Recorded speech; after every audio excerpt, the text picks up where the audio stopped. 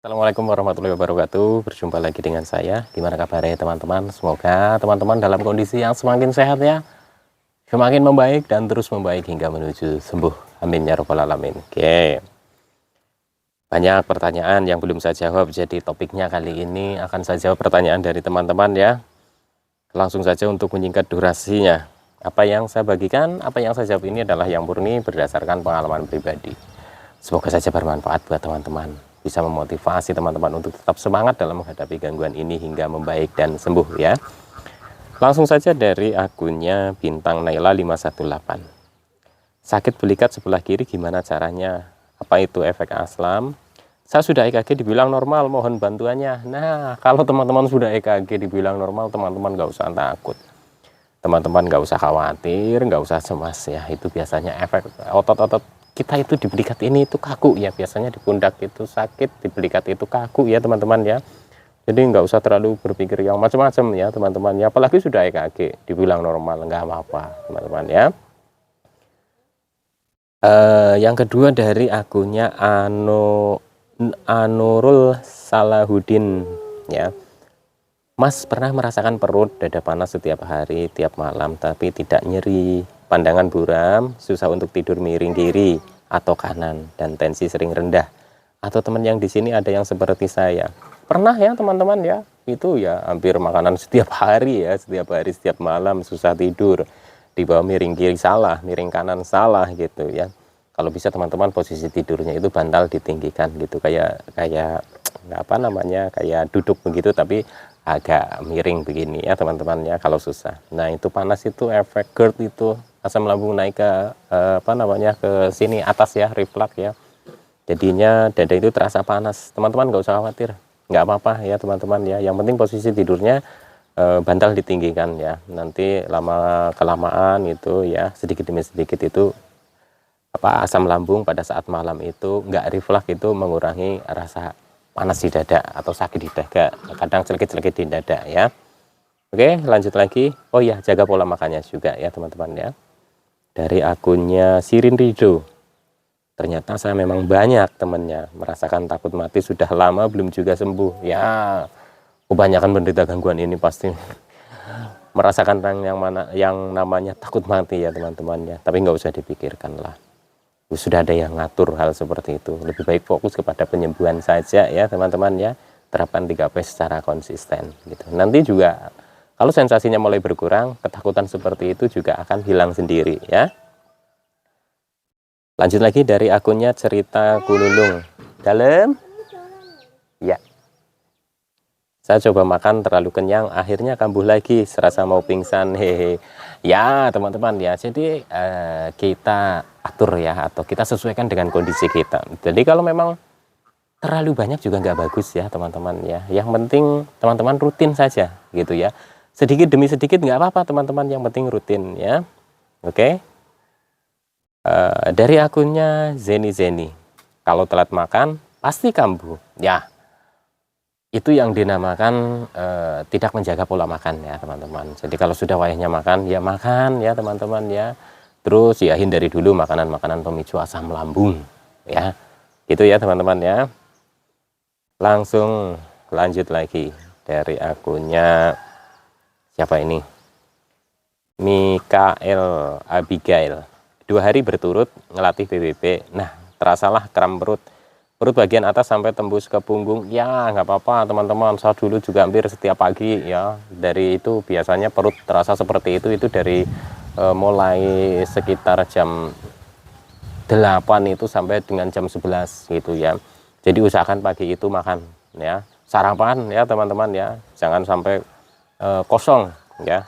Itu biasanya itu kalau kondisi perut itu kosong atau mungkin makan tapi terlalu sedikit ya, itu perut itu rasanya kayak kram, nggak nyaman banget, wah bikin panik, bikin cemas ya. Tapi itu juga saya dulu mengalaminya. Nggak apa-apa teman-teman ya, yang penting jaga pola makannya ya. Hindari makanan-makanan pemicu asam lambungnya ya. Lanjut lagi dari akunnya Kaila Putri. Benar, semua udah takut, malah di tensi selalu tinggi, jadi tambah khawatir. Gimana ini? Kalau cemas pasti apa namanya, ketika di tensi itu tensinya pasti tinggi ya. Jadi Ini bisa biasanya berhubungan dengan kecemasan kita ya teman-teman ya. Jadi coba lebih rileks ya, berlatih untuk lebih rileks ya teman-teman ya. Oke, lanjut lagi dari akunnya Siti Aisyah.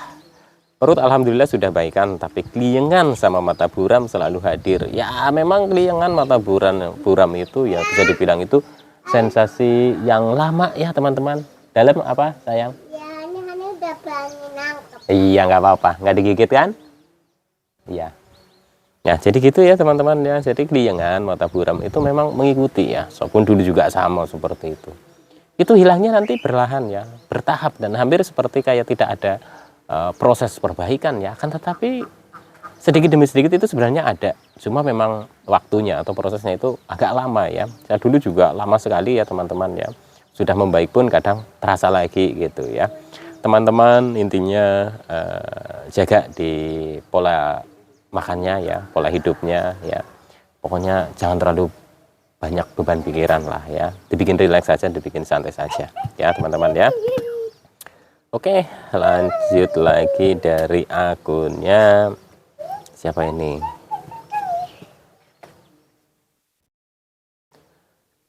Zikra Oktariana, apakah asam lambung, GERD, anxiety psikosomatis dapat meningkatkan tekanan darah? Soalnya tekanan darah saya selalu meningkat sampai 140 kalau ditensi. Apakah itu wajar? Ya, kalau kita itu cemas ya, namanya anxiety, gangguan cemas, apalagi kalau kita sedang merasakan serangan panik ya atau panic attack itu ya tensi pasti tinggi ya teman-teman ya. Jadi tensi tinggi karena cemas itu biasanya kan mereda kalau kita itu sudah rileks ya. Jadi usahakan ketika teman-teman itu merasa kayak cemas banget, terasa kayak khawatir, teman-teman usahakan olah nafas. Kalau kita sudah rileks, nanti ditensi lagi pasti tensinya tidak tinggi ya. Oke, lanjut lagi dari akunnya Selvi Kurnia. 2017 saya tim dada berdebar dan sudah sembuh. Sekarang sedang kambuh dan keliengan itu sangat mengganggu. Nah ini ya teman-teman ya, jadi sampai sekarang pun saya masih menjaga supaya tidak kambuh ya, dengan pengalaman-pengalaman dari teman-teman yang sudah sembuh dulu gitu ya. Disarankan saya untuk tetap menjaga 3P secara konsisten ya, walaupun nggak seketat di masa penyembuhan ya. Jadi memang kalau sudah sembuh bisa saja kambuh ya. Yang terpenting katanya memang tetap jaga 3P-nya. Itu ya teman-teman ya. Jadi kalau teman-teman kambuh dan teman-teman sudah pernah sembuh, insya Allah nanti proses pemulihannya akan lebih cepat gitu ya. Pasti sudah tahu nih gimana cara penanganannya ya. 3P konsistenkan lagi. Oke. Lanjut lagi dari akunnya siapa ini? Akbar Khairul 8869 dalam Keseimbangan ke oleh-oleh pipi. Oh iya, yang dibuka yang lebar ya, nggak apa-apa, dipanggilin dulu. Pertanyaannya adalah, Bang, saya mau sarannya dong. Saya mau nanya, kalau saya sih GERD-nya sih nggak seberapa, cuma sensasi keliengannya masih ada. Dicek ke laboratorium, ke spesialis dalam, aman. Cara menghilangkan rasa keliengannya gimana, Kak? Oh iya, pintar. Jadi cara menghilangkannya itu ya prosesnya itu bertahap ya. Jadi teman-teman nanti kalau sudah bisa rileks, sudah bisa santai, terus teman-teman juga istirahatnya itu jangan sampai kurang gitu ya. Jadi pola hidupnya benar-benar dijaga ya, olahraganya juga walaupun hanya sekedar jalan kaki ya, itu penting sekali ya teman-teman ya. Nanti keliengan bisa membaik kok ya teman-teman ya. Nama. Ya, namanya siapa? Dikasih nama siapa? Ini si Yuki. Ya, Yoki. Terus simpang si Bantot, Siti. Oh iya. Jadi gitu ya teman-teman ya. Jadi keliengan itu bisa hilang kok ya, sedikit demi sedikit. Dan kalau kita bawa aktivitas, kita tetap jaga pola makannya, pola hidupnya kita perbaiki, pola pikirnya, kurangi beban pikiran dan coba lebih rileks. Insya Allah nanti juga akan sedikit demi sedikit itu membaik dan nanti sembuh ya, tanpa disadari ya teman-teman ya. Oke, lanjut lagi dari akunnya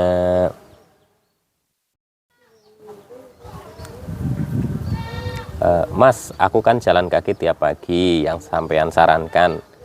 Ini dari akunnya Yoyon 6277. Mas, aku kan jalan kaki tiap pagi, yang sampean sarankan itu sebelumnya sudah makan minum aman. Nah, saat jalan padahal di halaman rumah saja itu nggak lari apa-apa, cuma jalan beberapa kali. Nang kepane ayah ting ting. Oh iya, aduh saya lagi baca jadi nggak tahu. Oke, saya ulangi pertanyaannya. Mas, aku kan jalan kaki tiap pagi yang sampean sarankan itu sebelumnya sudah makan minum aman. Nah, saat jalan padahal di halaman rumah saja itu nggak lari nggak apa, cuma jalan beberapa kali, berhenti sesekali, tiba-tiba aja mual banget. Terus saya susah ambil nafas semacam ngos-ngosan itu, kayak nggak enak rasanya. Terus mulai deg-degan dan jantung berdebar. Mohon caranya Mas, pahami dulu maksud saya Mas, barangkali berbeda. Ya saya sering tanyakan ini kemana-mana tapi ujungnya sama aja jawabannya. Makasih Mas. Jadi begini ya teman-teman ya, ketika teman-teman itu memulai beraktivitas pasti itu akan ada rasa yang muncul itu seperti pusing ya. Kepala baby. Waduh ya, kepala baby. Jadi kepala itu rasanya pusing ya, terus keliengan, terus mata buram. Kalau sudah seperti itu, pikirannya kita itu kemana-mana, udah gitu kita terasa perut itu langsung nggak enak. Ya terus kayak mual lah, terus kadang keringat dingin keluar lah, terus udah gitu kayak rasanya pengen muntah tapi nggak muntah gitu ya teman-teman ya. Itu juga saya rasakan. Awal-awal memang seperti itu ya teman-teman, karena kita masih mau beraktivitas, tapi kita juga masih mengalami yang namanya gangguan cemas gitu ya. Jadi pasti berefek ke sensasi fisik. Tapi teman-teman nggak usah takut ya. Jadi cukup ketika teman-teman mulai beraktivitas pikirannya itu dikendorin saja. Coba lebih rileks saja ya teman-teman ya. Lebih rileks, lebih santai gitu. Nggak usah ngoyo gitu ya, bertahap. Ngos-ngosan pasti iya, saya pun dulu juga sama, sampai beberapa kali saya tanyakan ke dokter, dok sebenarnya saya kenapa jalan sebentar aja udah ngos-ngosan. Oh nggak apa-apa, itu dilatih terus gitu, sedikit demi sedikit gitu. Rasanya memang kayak mau pingsan teman-teman ya, saya pun juga ngalamin seperti itu. Intinya ketika teman-teman itu sudah sarapan, sudah minum, duduk dulu saja ya, di depan rumah duduk dulu aja sambil mengamati situasi. Ini kayak di depan rumah gini, mengamati situasi kiri kanan, itu pemanasan ya teman-teman ya. Cuma ya berdiri, jalan sebentar, masuk lagi lah, nggak apa-apa gitu ya. Terus nanti dicoba lagi, hari berikutnya juga seperti itu. Nggak langsung misalkan nih keluar rumah, wah jalan nih 10 meter, 20 meter, 30 meter. Enggak, dulu saya itu bertahap, hanya di dalam rumah, di luaran rumah seperti ini.